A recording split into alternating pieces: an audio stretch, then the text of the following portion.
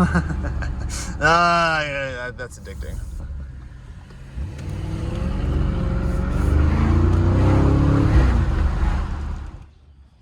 Howdy, and welcome back to the Addicted Motors YouTube channel. Here was something a little bit different for you today.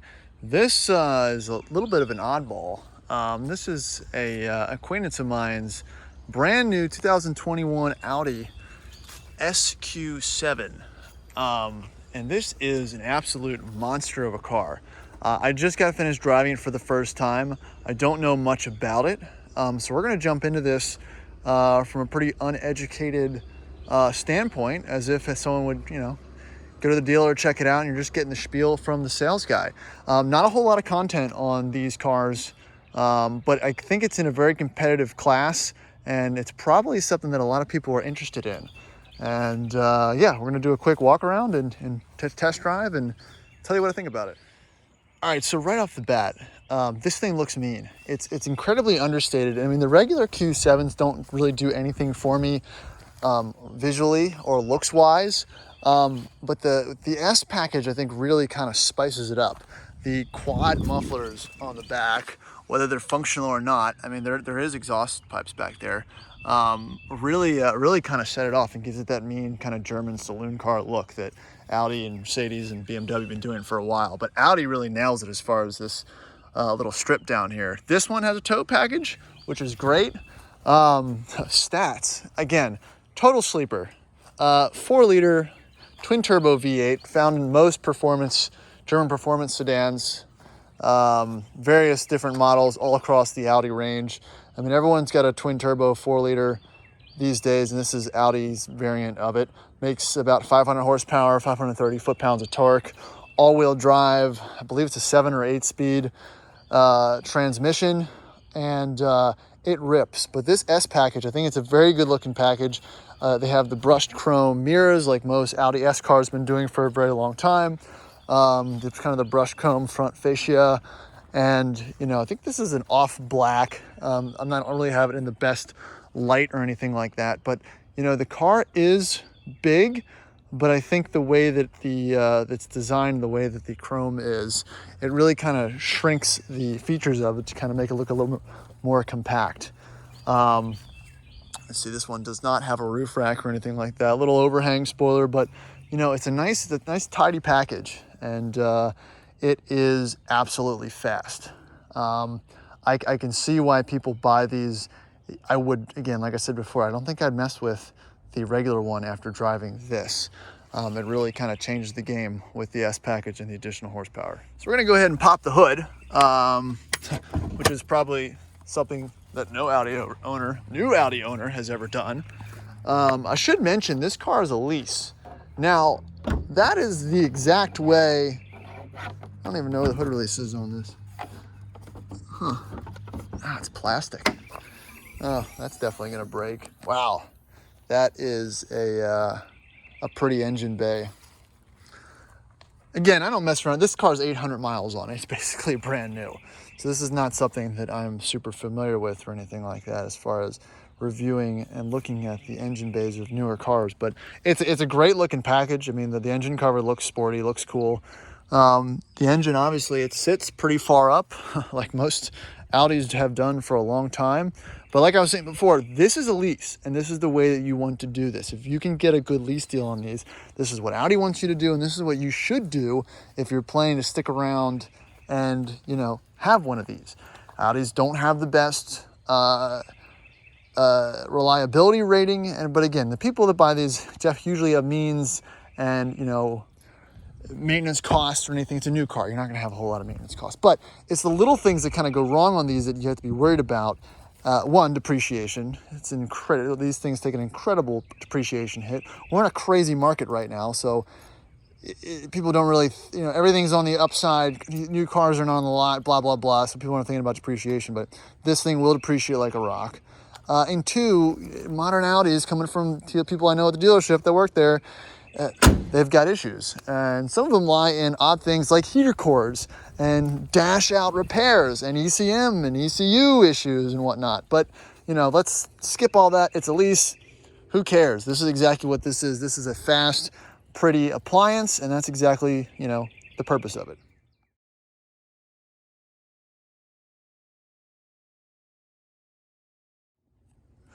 All right, so let's jump into the interior here real quick. Again, I just drove this car for the first time here. Let's jump on in. Beautiful cross stitching on the seats. Classic Audi interior. This was actually parked next to a brand new RS6 Avant Wagon. And guess what? The interiors looked about the same. And this is around 88 to 90. That, you know, with dealer markup is probably over 130 now. Pretty much same interior. I'm sure it's a little faster, blah, blah, blah, but this really gets the job done. It's a little less. I'm not saying this is better or worse, but it's really good quality. Bang, Olufsen, whatever, audio. I mean, it's a new car. Everything works. Everything's pretty. It's got this piano black stuff all over the place, which is kind of but it works great as far as look goes. You can see these old consoles kind of harken back to when Audi, Porsche started doing that with the original Cayennes when they came out, and it still looks good. Steering wheel is nice, fat grip. Again, typical Audi. Audi's had this type of looking interior for a while now, and I am a fan of it. Got some phone charging there. Cup holders, not very big cup holders, but there's cup holders here. Interesting little charging port there. Oh, look, Jaguar mats. I guess this one didn't come with mats. Carbon fiber accents. This is probably actually carbon fiber. Not a lot of buttons. You got the dual screens here, which I'll mess around in a second. Alcantara on the seats. Just a normal headliner. We'll check out the back seat here as well. All right, back seat, very large. Let's see, I'm 6'2". I fit. Let me see if I can adjust the seat back. Yeah, all right, you can adjust the seat back. Here is my legs. This is in my seating position, so it's farther back than most people would have it. And I've got plenty of headroom, and I'm pretty comfortable. Let me close the door here. You know, again, all these features, German cars have had them forever, so I'm not even gonna talk about them. It's really nothing that, you know, groundbreaking. Armrest. Cup holder for children. Like, what is this cup holder? So that's hilariously disappointing. But again, I'm more concerned about the room. There's plenty of room back here. Let me see if I can start to see what this screen does. Oh, I probably had to put my foot on the button. All right, so that lights up. So yeah, we do have controls, heated seats, all that fun stuff. Let me turn that off. Oh. But yeah, that's, you know, it's a back seat. It fits people. It's got this neat panorama sunroof that will probably break one day. But again, if you're leasing it, it's not your car, so don't worry about it. I like to see if I can get these on the first shot, and I can't on this one. All right. Oh. So your hatch goes up. All righty. Yep. All right. So it does have a third row. It's just canted down. What's under here? Oh, geez. Bunch of complicated, expensive stuff, probably. I guess this doesn't have a spare, so it's got that bottle of goo and the pump. I'm guessing this is some type of air pump and or sub, and that's probably something that'll break. Oh, okay, look, automatic seats up and down. Here's all your other buttons. I can't imagine that these back third row seats would be too comfortable. I'm not even gonna try. Again, no one's ever gonna sit in them. They're gonna stay down forever. All right, I think that's really it for the walk around. Let's jump in, play with some of the controls, and take it for a spin. That'll start up. Listen to that burble. It's pretty good. Give it a little rev. All right, well, the revs are limited, like pretty much all new cars are. Jump in here. But man, the seats are very nice, very sporty. I like it.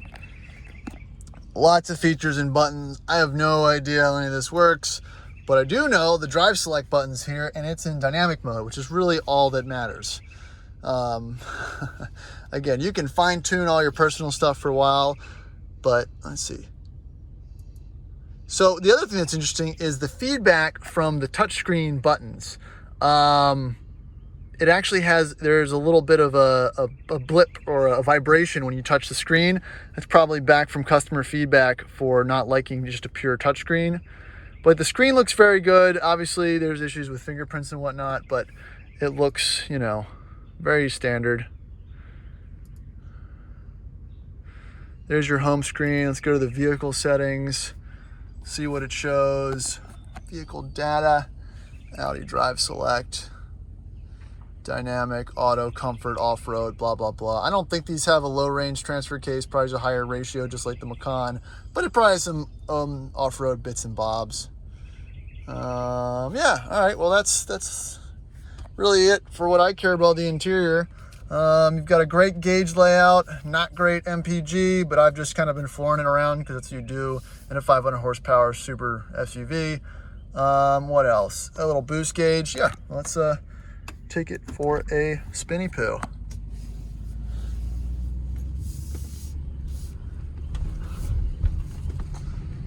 All right, we'll pull out here. Let's see if you can hear the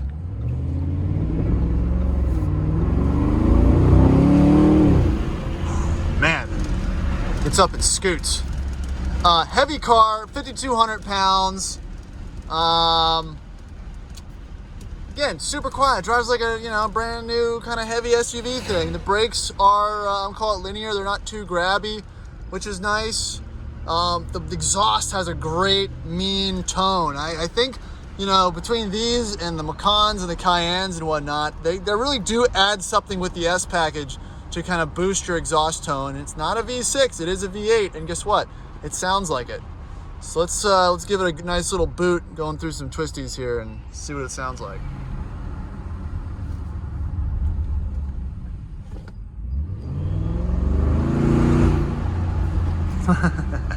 Yeah, that's addicting.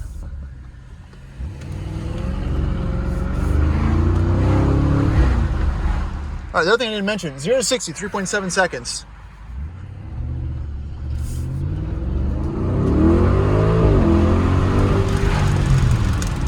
I don't think I can do it on this stretch, but worth a shot. All right.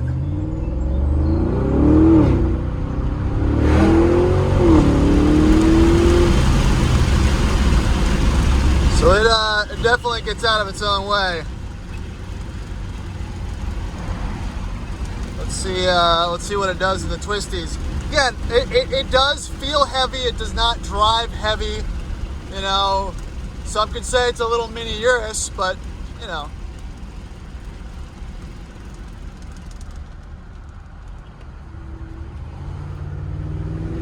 Transmission didn't really select the right gear to be out of that.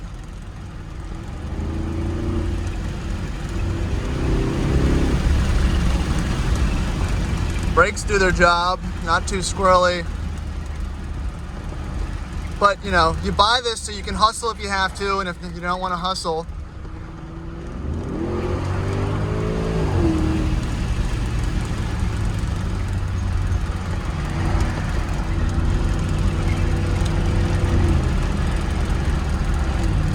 Yeah. Nope, it's a performance thing. It's pretty neat. Again, spend the money for the S. You want that S performance. Twin turbo V8 does not, it does not disappoint, you know. That's really what it's about. And it looks good. I think these are priced, you know, mid 80s, high 80s. Again, I don't know if you can get a deal on them. The owner got a great deal on this one. But it's definitely pretty exciting. So yeah, I would mess with one of these. Again, if money is not really an option or not really a big deal and you just want something kind of subtle, I mean, it's an Audi. This embodies what Audi does. But it's also an absolute rocket ship. So that's really all I got on it. There's nothing really else to say. It's an awesome, interesting new car. I'm gonna cut. I'm gonna cut to some highway pulls I did a little earlier, so you can see what it does on the open road. But that's all I got for this video, guys. I appreciate you watching. If you're watching this video, check out our low mileage 01 Dodge Ram with 17,000 miles on Cars and Bids auction site right now.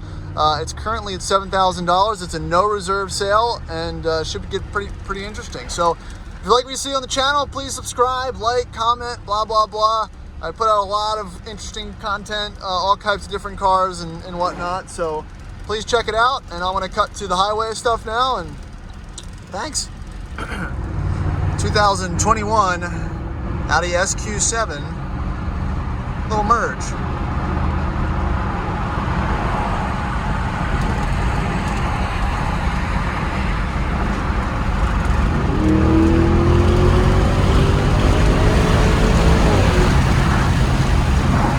Yep, she moves.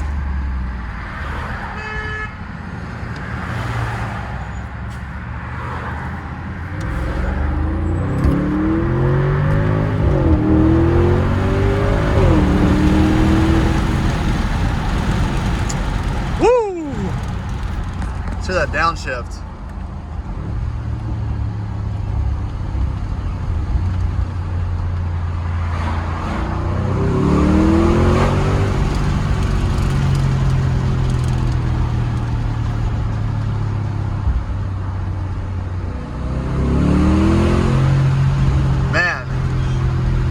Well, definitely not driving an E36 323i today.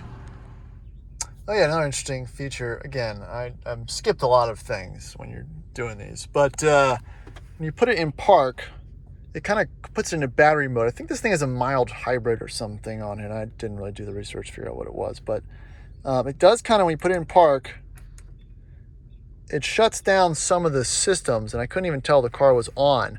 And then you turn it off and it goes off. And then, I think, again, more of a modern car thing, all the cooling fans stay on for a good few minutes in the front